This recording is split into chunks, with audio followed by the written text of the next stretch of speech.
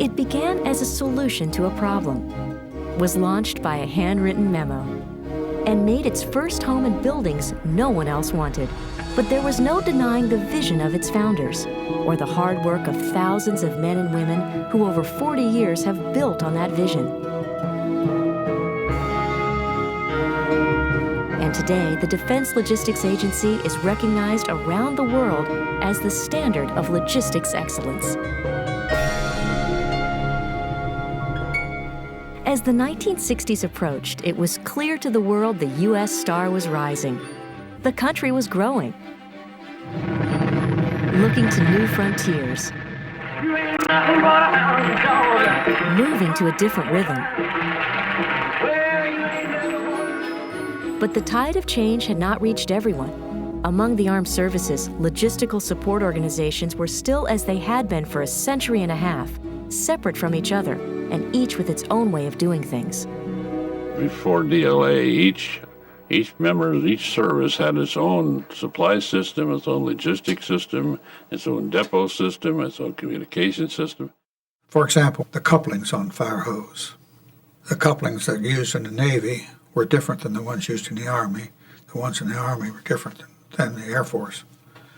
So that if you had an organization where you were trying to bring 2 or 3 different organizations together to fight a fire, the hoses wouldn't fit on the fire plugs. There had been some changes. The first uniform standards and federal catalog determined that each military service would manage certain items for all the services. But because each service clung to its own procurement procedures, the system had its problems. The election of President Kennedy ushered in a new style of leadership, and his Secretary of Defense, Robert McNamara, called for a fresh approach to the problem. On October 1st, 1961, he created the Defense Supply Agency. Within DoD, but separate from the 4 armed services, DSA had a single mission: give U.S. warfighters the world-class logistical support they deserve at a cost taxpayers could afford. Many doubted that any organization made up largely of civilians, even serving side by side with military personnel, could handle the challenge. And many more disagreed about how things should be done. There were still rivalries that existed among people who had worked for the Army, or they'd worked for the Navy, or they'd worked for the Air Force, and you'd have conversations that were peppered with, well, the Air Force did it this way, and that's a better way than you're proposing now. Being a naval officer and liking the Navy, it was probably not excited to be ordered to a Defense Logistics Agency. I didn't think that this was the road to success. DSA at the time, the Defense Supply Agency, was almost a sleepy backorder little agency compared to what it is today. We had half a dozen distribution depots, some consumable items, not all, some contract management, not all. And we never really got the exposure at the highest levels of the Department of Defense that we get today. DSA's mission was to build the logistics system of the future. But the work environment was anything but futuristic. The ceiling was made of parachutes draped and hung from the ceiling of the warehouse.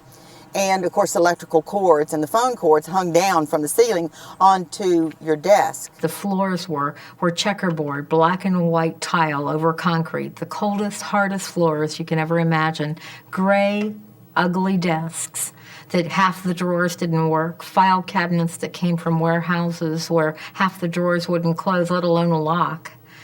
And even more funny is the wiring coming out of the ceiling looked like we were tied to our desks. They had smoking at that time in the office space. By mid-afternoon, you'd see this cloud hanging about 6 feet above the floor. They had big fans, and then somebody would come around with a thermostat. If it was over 95 or 105, then they would send us home.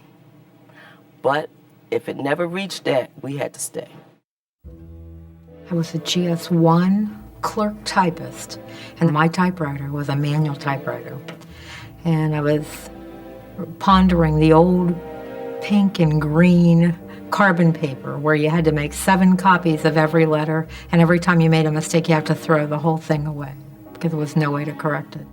When I first came here, we had Flexowriter tape, which was a paper tape with punched holes. You ran that tape through and you printed the results of that run. We went from that to card punch, IBM card punch. We went from card punch to microfilm, and from microfilm to computers with a double floppy disk. We had a person who ran the copy machine, and people would literally have to line up to have their copies made.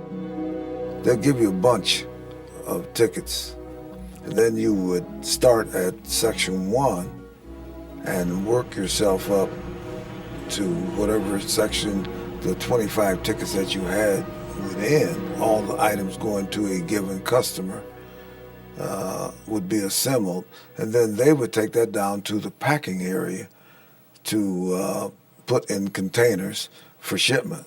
When I first started, we were very traditional operation. In fact, we had, production letterpress operations going on. Right from the start, the new agency had its hands full. It was given management of 8 operations previously run by the armed services, in the hope that it might save the government $30 million each year. In hardly any time at all, General McNamara and his team were far exceeding those expectations. Within 6 months, 3 more centers joined the fold, and DSA's workforce grew to more than 16,000 employees. By the end of its second year, the agency was managing over 1 million different items and an inventory of $2.5 billion. In the early 1960s, the world was invaded by another British force. Before the United States attempts to put its first man into space, The U.S. launched the first American into space, and the entire country saw a bright future ahead. America for 1962. But others had different plans, and in October, the United States suddenly came within a hair's breadth of nuclear war. The new agency faced its first real challenge and proved itself ready and able. Regard any nuclear missile launched from Cuba against any nation in the Western Hemisphere as an attack by the Soviet Union on the United States. We worked through the Cuban crisis. That was very scary for me. I was a young adult at the time with 2 children.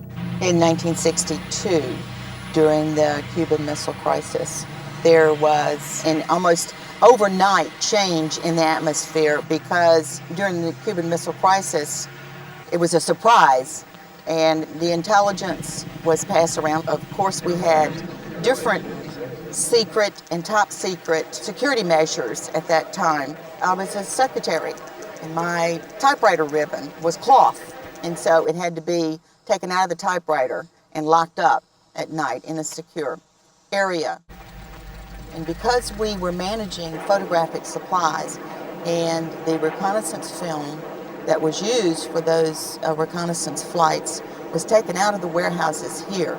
The Smiling Willie has hit the biggest home run in baseball's financial record. In the mid-1960s, big changes were taking place in U.S. culture, and DSA's employees were changing with the times.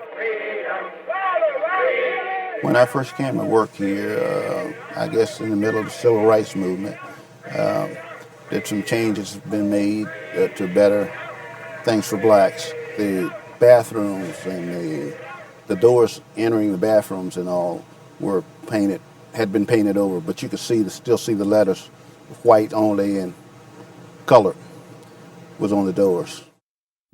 When I first started here, I came through the doors to this great big open bay, and there looked like millions of people sitting around, just about all of which were white. And I was nervous, I was frightened, I had never worked before. I was just scared. A lineup of nimble knees shows that the hem has risen to a point of no return. When the miniskirts came in, that there was a limit to how short your miniskirt could be. All the men wore white shirts, dark ties. All the women wore dresses or suits. No one wore pants to work during that time. I remember wearing a pantsuit to work for the first time and felt quite uncomfortable.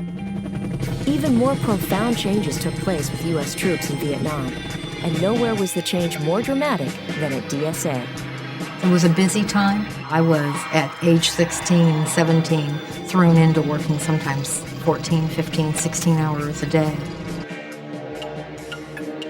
It was combat-oriented, and we had to be a lot faster on our feet, get stuff moving to the people in the field a lot faster than we did, and develop better ideas.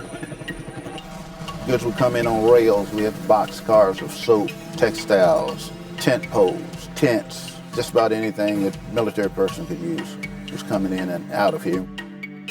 In those days, I was a commissary officer, and I spent a year in Vietnam working very closely with the Defense Assistance Region in Oakland, California, in looking after the food needs of our theater. They were able to get the Military Sea Lift Command to hire or lease these large banana boats that once were used to bring bananas to the United States. I don't recall exactly how many tons they carried, but I think it was something like 7,000 metric tons of freeze and chill foods. Eventually, we ended up with an 8-day schedule where every 8 days the ship was loaded out of the Alameda terminal for DSR Oakland, and then Quinyon and Cameron Bay. And this way we were able to maintain a constant flow of food that was fresh and in good condition.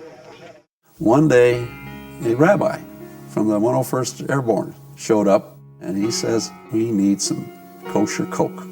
And DPSC actually persuaded the Coca-Cola Company in Los Angeles, as I recall, to close their plant down, to sanitize it, to have the rabbis come in and bless it, as I understood it.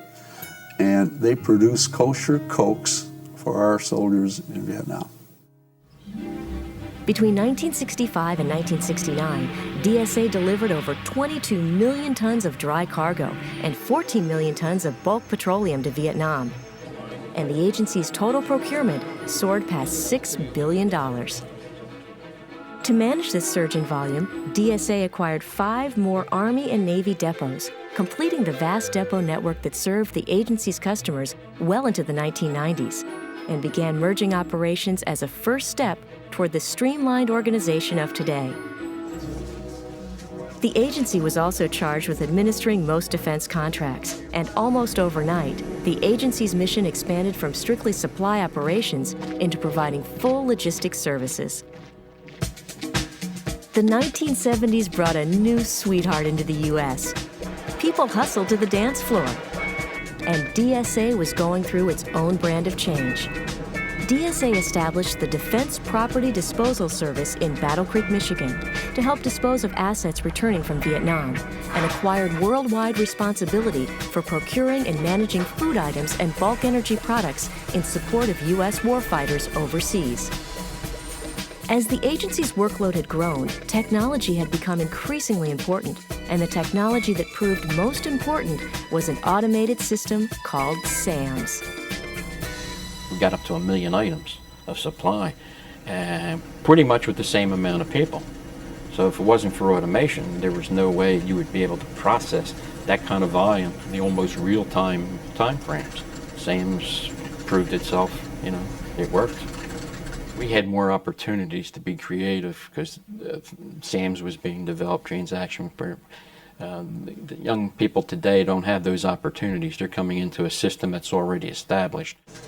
And creativity was a necessity, especially as DSA found itself facing new challenges.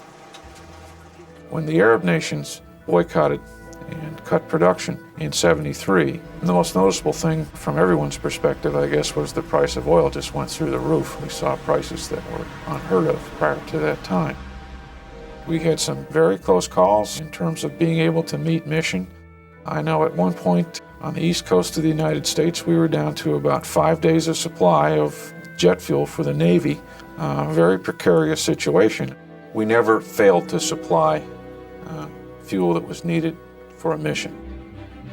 By the mid-70s, DSA's mission had grown far beyond even the vision of its founders. And finally, in 1977, the agency's name was changed to reflect the full scope of its services to the United States and its military forces. At will to the best of my ability. For most Americans, the 1980s meant Ronald Reagan as president and the Berlin Wall tumbling down. But the 80s also saw DLA taking over the disposal of DoD's hazardous and toxic materials, assuming management of the nation's stockpile of strategic materials, and earning its designation by Congress as a combat support agency. As it turned out, all of this growth and achievement were preparation for what would prove to be the agency's toughest test of all. When Desert Shield happened, we went almost immediately to an around-the-clock operation. To start with, we didn't have any sand-colored camouflage uniforms. We're talking huge numbers of troops that went to the desert, at least 500,000 troops. And we didn't have, 3 sets of desert uniforms for all those folks. So we had to get cranking on that. And our little clothing factory right there on post, our 1,200 wonderful people that worked over there, jumped to that thing. We were producing 100 sets of camouflage uniforms a day while we were working to bring the contractors online, the big manufacturers. You could look across almost forever, you would think, and see sewing machines lined up and everybody working and materials stacked up everywhere. Our depot was the first depot to get the first requisition for chemical suits, and the order came straight from the Pentagon for 25,000. The medical folks, tremendous amount of work on not just all the types of medical supplies, but vaccines and critical shots that you needed for going to the desert. Subsistence, the amount of food we had to prepare and get over there was incredible. They wanted 60 days on the ground. In fact, we probably even went over that mark a little bit. I don't think we missed a single mission that we were required to do. In fact, I know we didn't. We had a lot of people in our office that volunteered to go down and work in the depots if they needed us. Everybody worked. Everybody pitched in. I mean, we had to think of innovative ways to get things done without going through the system, without going through all of the bureaucracy, because it had to be done, and it had to be done quickly. As a result of the lessons it learned during Desert Storm, DLA increasingly adopted the best business practices of leading commercial companies, enabling it not only to improve its existing services, but also expand its role in emergency assistance and contingency support efforts, and take over DoD's automated publishing operations. In the Emergency Supply Operations Center, where I am now, we have supported many contingencies. We have supported natural disasters, Hurricane Hugo, Hurricane Floyd, and we continue to support Bosnia and Kosovo to this day with critical item lists. Nice day here, so everything... In 1995, the agency launched a $1 billion project to replace the Defense Department's aging procurement programs with an automated system that fully supports electronic commerce. That same year, DLA headquarters moved from its original home to more modern and spacious quarters at Fort Belvoir, Virginia. But not all the changes in the 90s were pleasant ones. In response to changing world situations and tighter budgets, DLA reorganized its operations and network of depots. From the time I started here 18 years ago, we had like 1,000 people. Now in 2001, we have a total of 18 people. Due to downsizing. When the factory closed in 1994, that was sad because we had to say goodbye to our co-workers. The factory was basically like a family. We all cried together, we all laughed together. Despite the difficulties, DLA is stronger today than at any time in its history. And among those who have played a role in that history, there is deep pride. The agency has been terrific to me. If you think about the days when a person can go from the very bottom of the barrel, there was only to be a temporary job, just to last to the end of the war, I believe, is why I was hired. To last a career that's carried me through raising a family, through watching all the changes that have happened in the world, to rise to the point of being a deputy director, being a co-equal with a Navy 06 captain. That's an honor. I've done more things in DAPS than I ever thought I would do in my career. I was given the opportunity to learn a trade, to grow in technology, to travel, to serve overseas. I'm thankful for all the friends I've made while I've been here, and I am very proud that I've had the opportunity to serve my country. I'm often asked why I enjoy my job, but you know, think about it. I'm a woman. I love to shop. Where else can I go to work, get paid for shopping? And that's exactly what I do. What has inspired people to stay with DLA throughout their careers is what has guided the agency throughout its history. Strong leadership, clear vision, depth of experience, dedication to duty. These are the hallmarks of excellence, the qualities that today make the Defense Logistics Agency better prepared than ever to meet the challenges that lie ahead.